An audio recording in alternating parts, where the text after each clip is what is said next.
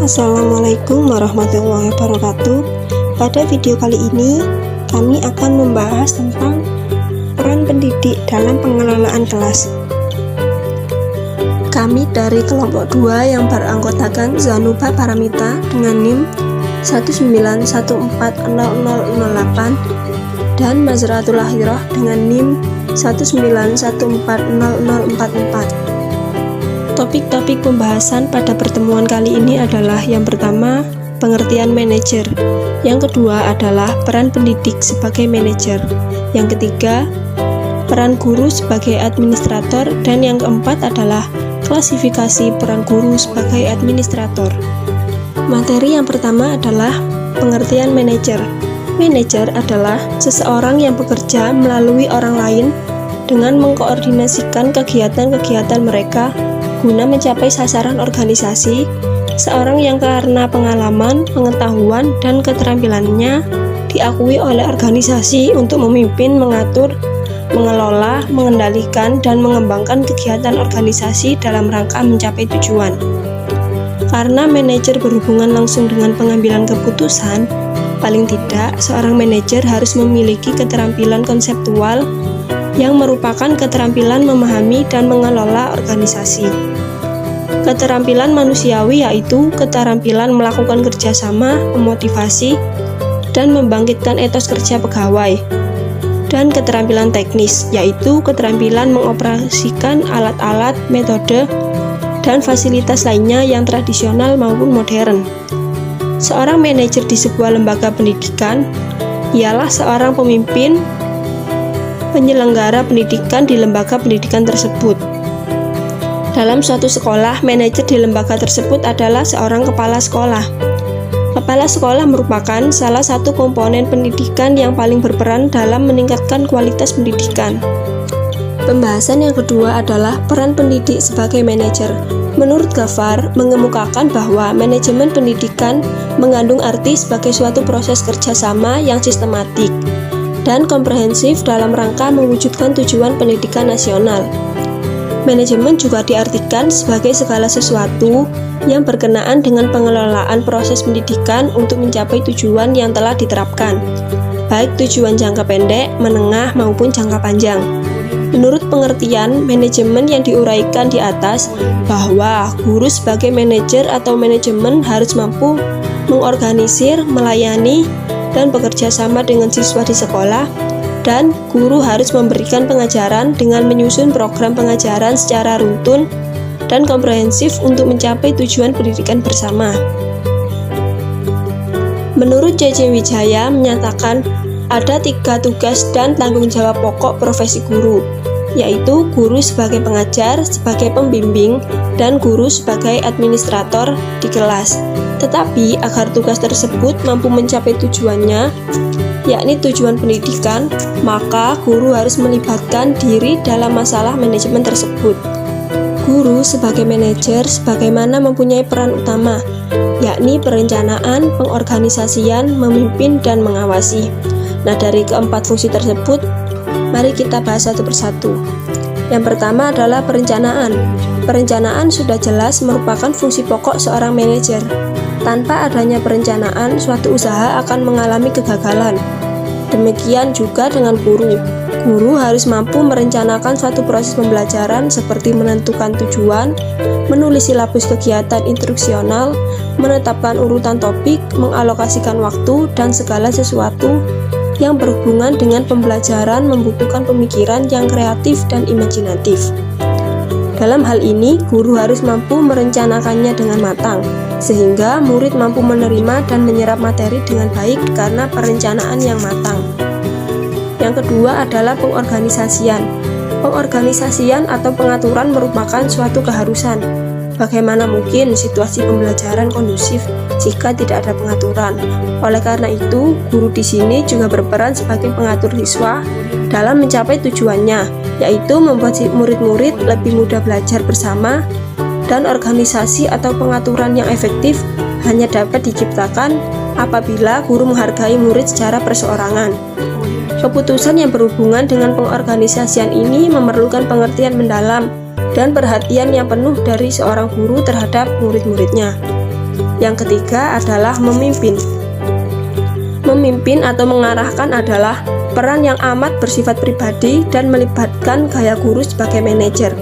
Tugasnya adalah membimbing, mendorong, dan memotivasi muridnya, sehingga mereka mencapai tujuan. Tujuan akhirnya adalah untuk memotivasikan dan mendorong murid-murid sehingga mereka menerima dan melatih tanggung jawab untuk belajar mandiri. Peran ini sangat penting untuk kebutuhan murid-murid, terutama dalam hal belajar. Dengan kepemimpinan yang baik akan tetap belajar, meskipun tanpa adanya perencanaan dan organisasi. Namun, apabila didukung dengan adanya rencana dan organisasi dengan baik, maka murid akan menjadi semakin hebat belajarnya. Dan yang keempat adalah mengawasi.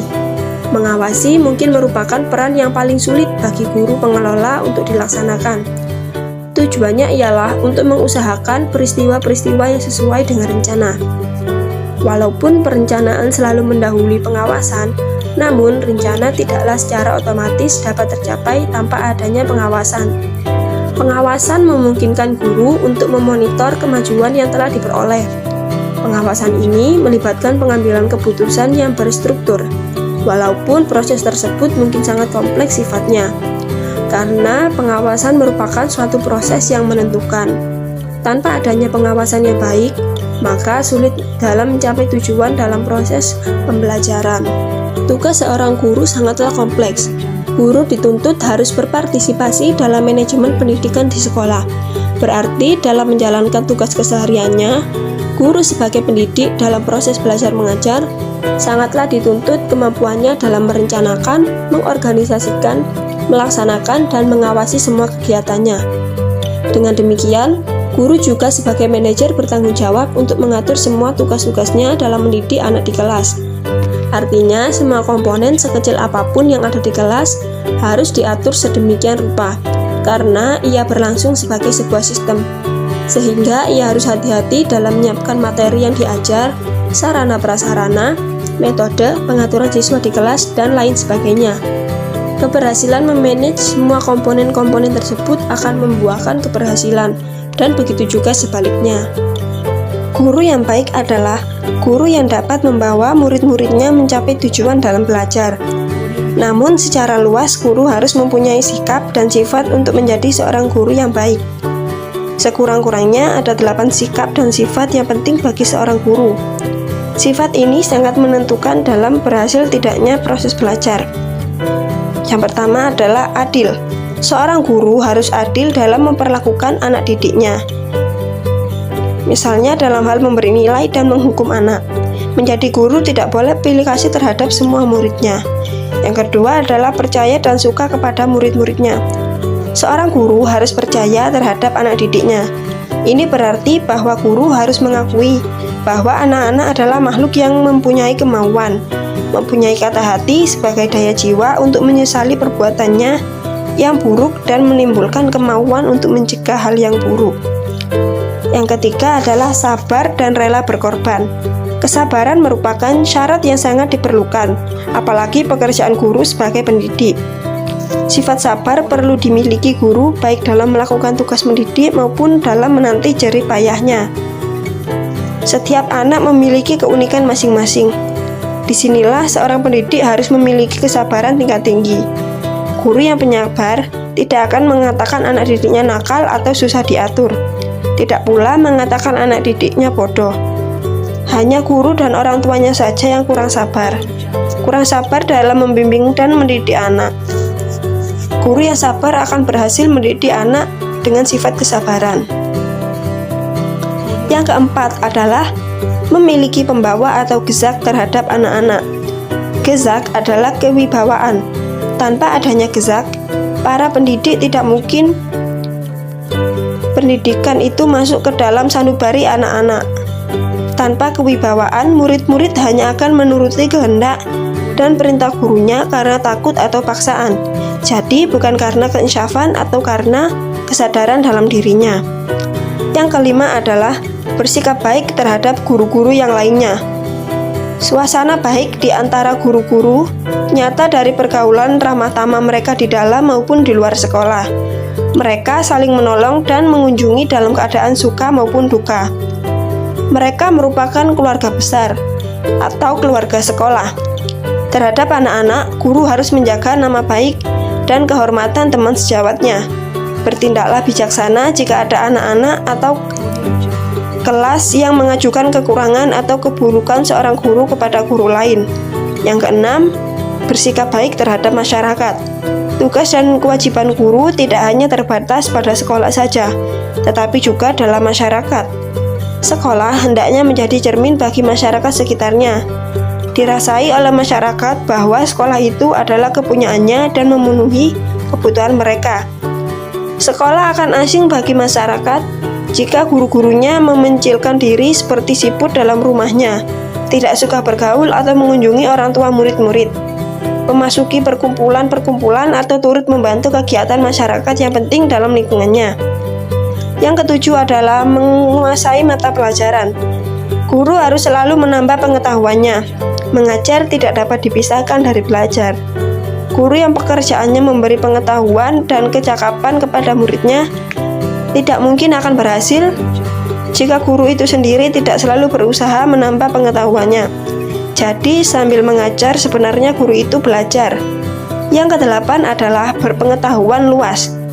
Selain mempunyai pengetahuan yang dalam tentang mata pelajaran yang sudah menjadi tugasnya, akan lebih baik lagi jika guru tersebut mengetahui pula tentang segala tugas yang penting-penting yang ada hubungannya dengan tugasnya di dalam masyarakat. Guru merupakan tempat bertanya tentang segala sesuatu bagi masyarakat. Guru itu mempunyai dua fungsi istimewa yang membedakannya dari pegawai atau pekerja yang lainnya dalam masyarakat. Fungsi yang pertama adalah mengadakan jembatan antara sekolah dan dunia ini. Dan fungsi yang kedua adalah mengadakan hubungan antara masa muda dan masa dewasa. Nah, dari kedelapan sikap di atas akan sangat membantu guru sebagai pengelola dan manajer dalam kelas. Untuk itu, sikap dan sifat di atas perlu dimiliki oleh guru untuk menjadi seorang manajer dan pengelola yang handal di bidang pendidikan. Selanjutnya ada peran guru sebagai administrator. Guru merupakan salah satu komponen dalam sistem pendidikan yang memiliki peran yang sangat penting dan besar dalam pencapaian tujuan pendidikan. Peran guru inilah bukan hanya sekadar menyampaikan ilmu kepada siswanya, namun juga sebagai administrator. Jadi, guru sebagai administrator dalam dunia pendidikan adalah sebenarnya proses pengerahan segala sesuatu, baik secara personal, spiritual, maupun material yang bersangkutan dengan dunia pendidikan. Selanjutnya ada klasifikasi peran guru sebagai administrator. Yang pertama, administrasi kurikulum. Pada klasifikasi ini, peran guru ialah menyusun perangkat pembelajaran yang digunakan sebagai pedoman guru untuk mensukseskan belajar mengajar yang sesuai dengan tujuan pembelajaran. Perangkat pembelajaran yang dimaksud misalnya silabus, RPP, program tahunan, program semester, dan evaluasi atau penilaian akhir belajar. Selanjutnya yang kedua ada administrasi kesiswaan. Pada klasifikasi ini merupakan semua proses yang berkaitan dengan siswa di sekolah, mulai dari perencanaan siswa baru, membimbing siswa baru dalam masa orientasi, pembinaan siswa selama berada di sekolah, mendata hasil prestasi siswa, hingga siswa menamatkan pendidikannya melalui penciptaan suasana yang kondusif saat belajar. Tugas guru dalam administrasi siswa ialah yang pertama ada menyeleksi siswa baru, kedua menyelenggarakan pembelajaran, ketiga mengontrol kehadiran siswa, keempat melakukan uji kompetensi akademik atau kejuruan, dan yang kelima melaksanakan bimbingan karir serta penelusuran lulusan. Dalam hal ini, guru harus menyadari bahwa kepuasan peserta didik dan orang tua serta masyarakat merupakan indikator keberhasilan sekolah. Selanjutnya yang ketiga ada administrasi kepegawaian atau personal. Dalam administrasi kepegawaian ini lebih difokuskan kepada guru sebagai pegawai negeri. Pegawai negeri adalah mereka yang setelah memenuhi syarat-syarat yang ditentukan dalam perundang-undangan yang berlaku, lalu diangkat oleh pejabat yang berwenang dan diserahi tugas dalam suatu jabatan negeri atau disertai tugas negara. Adapun peran guru dalam administrasi kepegawaian antara lain membuat buku induk pegawai, mempersiapkan usul kenaikan pangkat pegawai negeri, cuti, dan lain-lain, membuat inventarisasi semua file kepegawaian, membuat laporan rutin kepegawaian harian, mingguan, bulanan, dan tahunan, membuat laporan data sekolah dan pegawai, mencatat tenaga pendidik yang akan mengikuti penataran, dan mempersiapkan surat keputusan kepala sekolah tentang proses KBM, surat tugas, surat kuasa, dan lain-lain. Selanjutnya yang keempat ada administrasi keuangan. Pada dasarnya penanggung jawab biaya sekolah terletak pada kepala sekolah. Namun guru juga bisa terlibat di dalamnya. Hal ini memberikan kesempatan dalam keikutsertaan guru mengarahkan pembiayaan untuk perbaikan belajar mengajar. Peran guru dalam administrasi keuangan antara lain membuat file keuangan sesuai dengan dana pembangunan, membuat laporan data usulan pembayaran gaji ke pemerintahan kota, membuat pembukuan penerimaan dan penggunaan dana pembangunan, membuat laporan dana pembangunan pada akhir tahun anggaran, membuat laporan rancangan anggaran pendapatan bantuan sekolah atau RAPBS, membuat laporan tribulan dana bantuan operasional sekolah atau BOS, menyetorkan pajak PPN dan PPh, dan menyimpan dan membuat arsip peraturan keuangan sekolah. Selanjutnya yang kelima, administrasi sarana dan prasarana sekolah.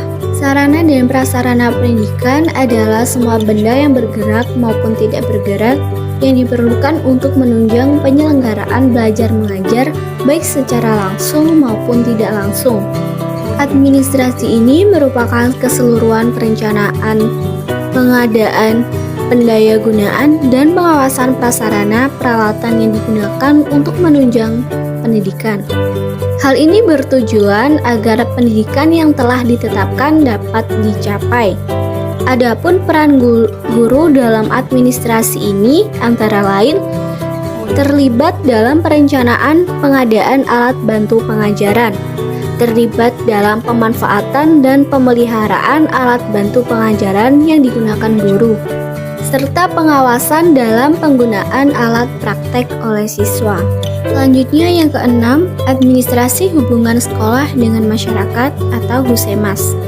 Husemas adalah suatu proses komunikasi antara sekolah dengan masyarakat untuk meningkatkan pengertian masyarakat tentang kebutuhan serta kegiatan pendidikan, serta mendorong minat dan kerjasama untuk masyarakat dalam peningkatan dan pengembangan sekolah.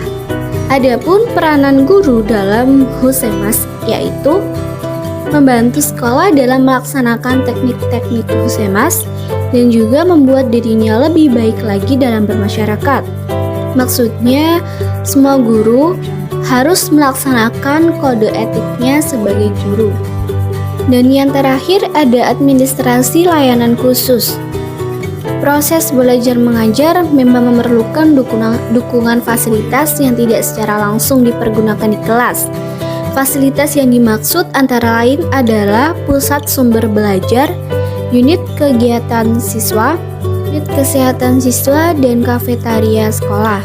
Pertama, pusat sumber belajar atau PSB adalah unit kegiatan yang mempunyai fungsi untuk memproduksi, mengadakan, menyimpan, serta melayani bahan pengajaran sesuai dengan kebutuhan pelaksanaan proses belajar mengajar di kelas atau pelaksanaan pendidikan di sekolah pada umumnya, atau biasa dikenal dengan koperasi siswa atau KOPSIS. Jadi pada pusat sumber belajar ini biasanya guru menyediakan alat-alat belajar siswa, misalnya pensil, buku, serta atribut seragam yang biasa dipakai oleh siswa. Yang kedua ada unit kesehatan siswa atau UKS. UKS ini merupakan suatu unit yang menangani masalah kesehatan jasmani siswa. Di sini peran guru yang memiliki pengalaman serta pemahaman tentang kesehatan jasmani sangat dibutuhkan untuk membantu siswa-siswa yang membutuhkan pertolongan. Peran guru dalam UKS yaitu membantu menangani dan mengawasi siswa yang membutuhkan pertolongan atau sakit, mengawasi obat-obatan yang diinput atau masuk ke dalam UKS dan output atau keluar dari UKS, serta membantu menghimbau para siswa agar mau hidup sehat agar terbebas dari penyakit. Dan yang terakhir ada warung atau kantin sekolah. Kantin sekolah tidak harus diadministrasikan oleh sekolah, tetapi dapat juga diadministrasikan oleh pribadi dari luar sekolah ataupun oleh dharma wanita sekolah. Namun, kantin sekolah ini tidak boleh terlepas dari perhatian atau pengawasan kepala sekolah ataupun guru. Beberapa hal yang harus diperhatikan dalam administrasi kantin ini antara lain, administrasi kantin sekolah harus menjaga kesehatan masakan-masakan yang dijajankan kepada siswa. Kebersihan tempat juga harus menjadi pertimbangan utama karena kebersihan diharapkan dapat menjauhkan penyebaran penyakit. Selanjutnya, makanan-makanan yang disajikan hendaknya makanan yang bergizi tinggi. Dan yang terakhir, harga makanan hendaknya dapat dijangkau atau sesuai dengan kondisi ekonomi siswa. Sekian presentasi dari kami kelompok 2. Saya Zarba Karamita dan Mas Raatul Ahiroh mengucapkan mohon maaf sebesar-besarnya apabila terdapat kekurangan. Terima kasih. Wassalamualaikum warahmatullahi wabarakatuh.